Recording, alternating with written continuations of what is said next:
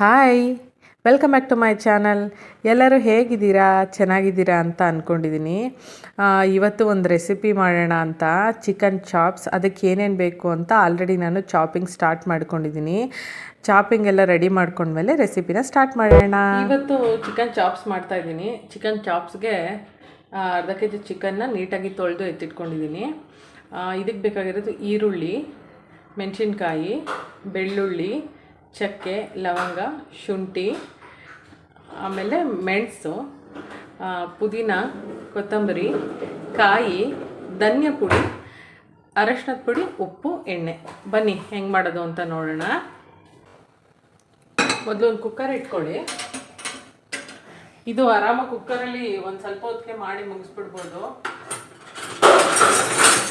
ಯಾರು ಎಷ್ಟು ಬರ್ತಾರೆ ಮಾಡೋಕ್ಕಾಗಲ್ಲ ಬೇರೆ ಅಡುಗೆಗಳನ್ನ ಅಂದರೆ ಇದನ್ನೊಂದು ಇದೆಲ್ಲ ರೆಡಿ ಮಾಡ್ಕೊಂಡ್ಬಿಟ್ರೆ ಬೇಗ ಮಾಡಿಬಿಡ್ಬೋದು.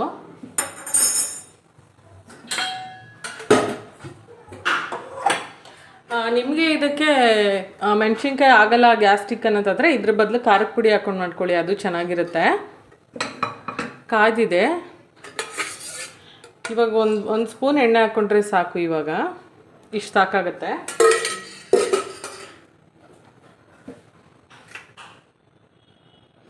ಇವಾಗ ನಾನು ಆಗಲೇ ತೋರಿಸಿದ್ನಲ್ಲ, ಈರುಳ್ಳಿ, ಶುಂಠಿ, ಬೆಳ್ಳುಳ್ಳಿ, ಮೆಣಸಿನ್ಕಾಯಿ, ಮೆಣಸು, ಚಕ್ಕೆ, ಲವಂಗ ಇದಿಷ್ಟನ್ನು ಎಣ್ಣೆಲಿ ಹಾಕಿ ಸ್ವಲ್ಪ ಫ್ರೈ ಮಾಡ್ಕೋಬೇಕು.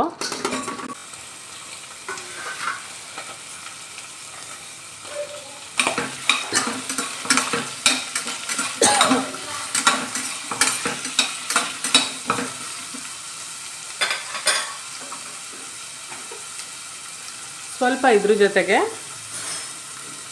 ಅರಿಶಿನ ಹಾಕ್ಕೊಳ್ಳೋಣ.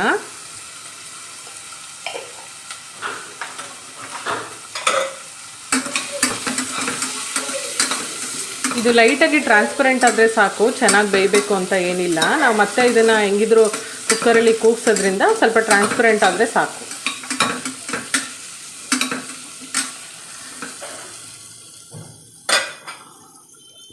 ಅಂದರೆ ಓಪನ್ ಪಾತ್ರೆಯಲ್ಲೂ ಮಾಡ್ಬೋದು. ಟೈಮ್ ಇಲ್ಲ ಅನ್ನೋರು ಹಿಂಗೆ ಕುಕ್ಕರಲ್ಲಿ ಹಾಕ್ಕೊಳ್ಳಿ.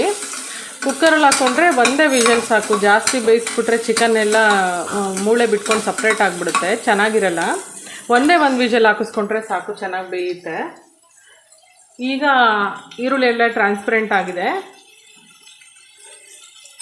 ಸ್ವಲ್ಪ ಪುದೀನ, ಸ್ವಲ್ಪ ಕೊತ್ತಂಬರಿ,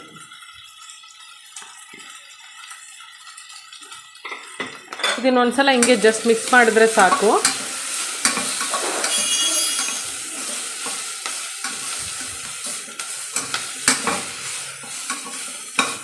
ಇದನ್ನು ಮೆಣಸಿನ್ಕಾಯಲ್ಲೇ ಮಾಡಿ ನೋಡಿ, ತುಂಬ ಚೆನ್ನಾಗಿರುತ್ತೆ.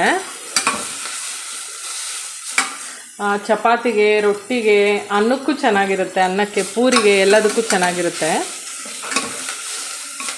ಆಮೇಲೆ ಈ ಬಿರಿಯಾನಿ ಎಲ್ಲ ಮಾಡಿದ್ರೆ ಅದ್ರ ಜೊತೆಗೆ ನೆಂಚ್ಕೊಂಡು ತಿನ್ನೋಕ್ಕೂ ಚೆನ್ನಾಗಿರುತ್ತೆ.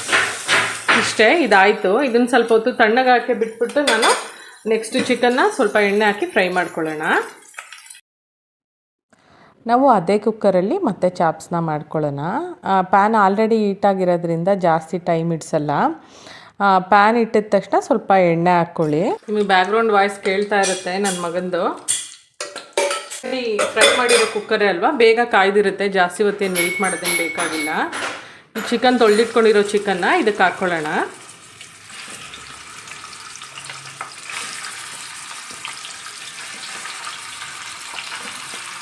ಇದಕ್ಕೆ ಸ್ವಲ್ಪ ಅರಿಶಿನ, ರುಚಿಗೆ ಎಷ್ಟು ಬೇಕಷ್ಟು ಉಪ್ಪು,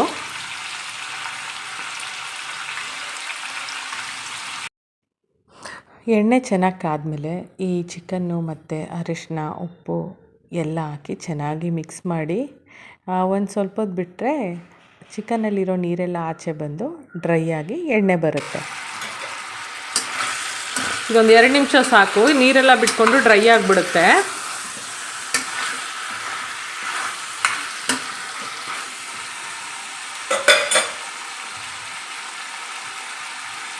ಇದಾಗೋಷ್ಟರಲ್ಲಿ ನಾನು ಮೊದಲೇ ಫ್ರೈ ಮಾಡ್ಕೊಂಡಿರೋ ಮಸಾಲೆನೆಲ್ಲ ರುಬ್ಕೊಂಡ್ಬಂದ್ಬಿಡೋಣ.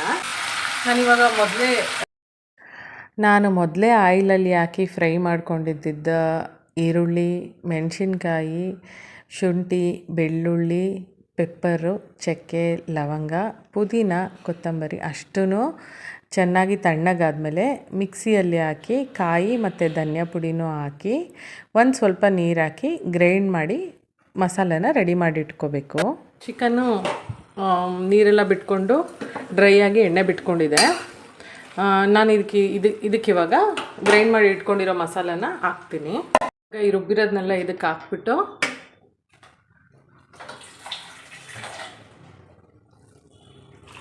ಹಾಕಿ ಒಂದು ಮಿಕ್ಸ್ ಕೊಟ್ಬಿಟ್ಟು ಕುಕ್ಕರ್ ಮುಚ್ಚಿದ್ರೆ ಆಯಿತು. ನಾನು ಸ್ವಲ್ಪ ಗಟ್ಟಿಗೆ ಇಟ್ಟಿದ್ದೀನಿ. ನಾವಿದನ್ನು ಬಿರಿಯಾನಿ ಜೊತೆ ಮಾಡ್ಕೊಂಡಿರೋದು. ನೀವು ರೊಟ್ಟಿಗೆಲ್ಲಾದರೆ ಒಂದು ಸ್ವಲ್ಪ ನೀರು ಹಾಕ್ಕೊಂಡು ತೆಳ್ಳಗೆ ಮಾಡ್ಕೊಳ್ಳಿ. ಒಂದು ವಿಷಲ್ ತೆಗೆಸ್ಬಿಟ್ಟು ಹೆಂಗಾಯಿತು ಅಂತ ತೋರಿಸ್ತೀನಿ. ಇದು ಬರ್ತಾಯಿದೆ. ಈ ಕುಕ್ಕರ್ ಲಿಡ್ ಮುಚ್ಚಿಬಿಟ್ಟು ಒಂದೇ ಒಂದು ವಿಷಲ್ ಹಾಕ್ಸಿದ್ರೆ ಚಿಕನ್ ಚಾಪ್ಸ್ ರೆಡಿ ಆಗುತ್ತೆ. ರೆಡಿ ಆದಮೇಲೆ ತೋರಿಸ್ತೀನಿ.